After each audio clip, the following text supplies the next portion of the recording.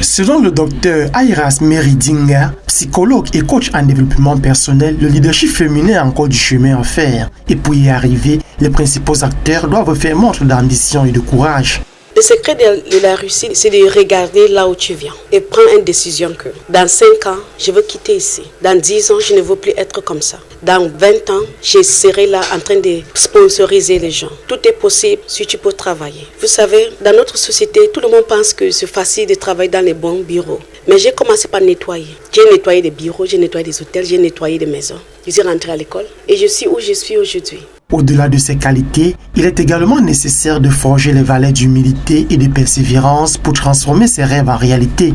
Tout est possible si tu veux vraiment quitter là où tu es, c'est possible. Il faut juste faire un planning et suivre ça. Et dans mon parcours, je n'ai pas eu beaucoup d'amis. Parce que moi, je dis toujours que beaucoup des amis, ce sont les distractions. Il faut toujours apprendre à être seul. Tu vas accomplir beaucoup de choses. Aujourd'hui, j'ai écrit, j'ai construit toute une église. J'ai envoyé beaucoup de gens, j'ai aidé beaucoup de personnes. Et j'ai beaucoup voyagé. Des choses que moi-même, je ne voyais pas.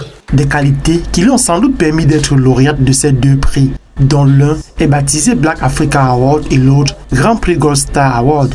Une véritable consécration à plus d'un titre. De remettre ce prix à une personnalité de cette envergure est une consécration divine.